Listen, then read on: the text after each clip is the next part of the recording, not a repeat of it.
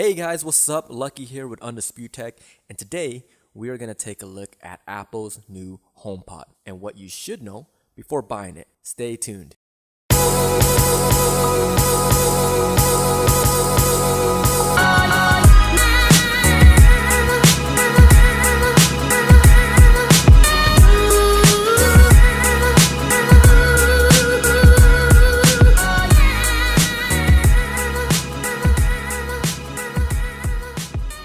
So, here's the HomePod, highly anticipated and finally here. We all know Apple is no stranger to being fashionably late to the party. The HomePod is Apple's home smart speaker and Apple's answer to Amazon Echo and Google Home. In a nutshell, for $350, it's a speaker that has Siri.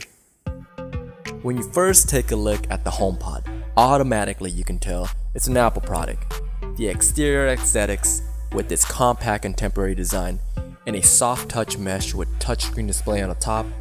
It's super clean in a design standpoint, and you can pretty much put it anywhere in the room and it will look awesome.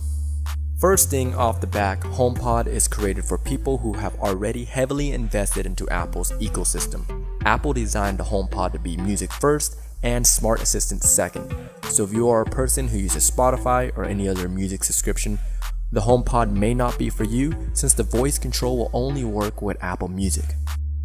If you're an Apple guy, this is awesome because you'll be getting a really great sound system. Apple engineers wanted to bring the best quality to the home smart speaker space. So when it comes to the sound, the HomePod has a slight edge over the competition. The HomePod isn't just a single speaker. There's actually 8 of them, all controlled by an A8 processor sophisticatedly powered by a ton of custom software. At the top, we have a 4-inch single subwoofer to control low frequencies. There are a total of 7 microphones, 6 in the center all the way around for Siri, and 1 in the middle that can measure location of the subwoofer for control and sound bass. Also, we have 7 tweeters that fire down and out from the bottom. When you first power on the HomePod, it goes through a series of steps that tunes the sound specifically for a room. It will display a 360 sound and it listens to the reflections of the surface to make sure the sound is not bouncing off any of the walls, to make sure you get the best sound quality possible. It does this by using its middle microphone and listens to the walls around you to make sure sound is not going into the wrong direction. And it does it all within seconds. That's pretty amazing. So with smart speaker technology, if you move the HomePod to a different part of your room, it will repeat this process to make sure that you're getting proper acoustics everywhere you go. Sound quality of the HomePod is pretty amazing, but it isn't too much better from what you would get from an Amazon Echo or Google Home. So if sound quality is really what you're looking for, then yes, the HomePod does it better than the other systems. But if you enjoy using Spotify or any other music programming, then you might not want to switch to the HomePod. Plus, Siri is pretty limited compared to all the other features that you get from the Echo, Alexa, or the information you can get from the Google Home smart assistants.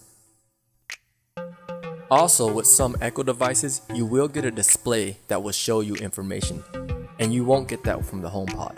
Google Home is coming out with a few displays of their own. You can control smart home devices such as lights and locks, but you have to use HomeKit.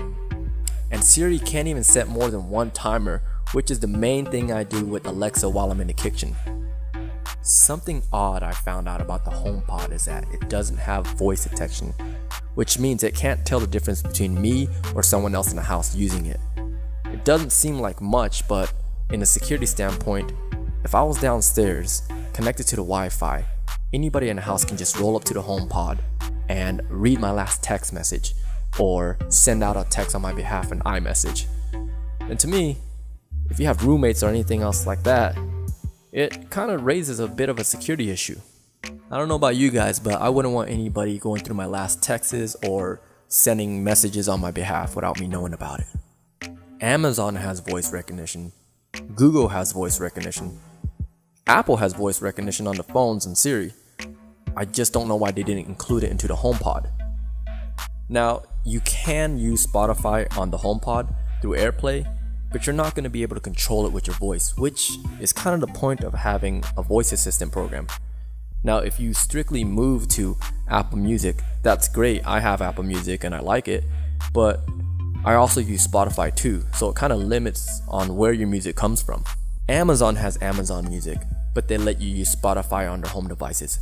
Google has Google Music, but they still let you use Spotify on their home devices. Apple just wants to lock you in under their ecosystem, and that's just kind of how they roll. As a speaker standpoint, Apple sound engineers should be very proud of themselves. Bottom line is, if you're an Apple user who uses Apple Music, who has everything with Apple, then you should get the HomePod because it's an amazing device and it'll be perfect for you. But if you are a person who uses other music services such as Spotify, and you use other devices to stream your content, then this might not be for you. There's a lot of other devices that will be more flexible to your lifestyle. Hey guys, thank you for watching the video. Below in the description I got links to other smart home speaker devices that you might like. If you like this video, please subscribe, smash that like button, and see you on the next Undisputed Tech.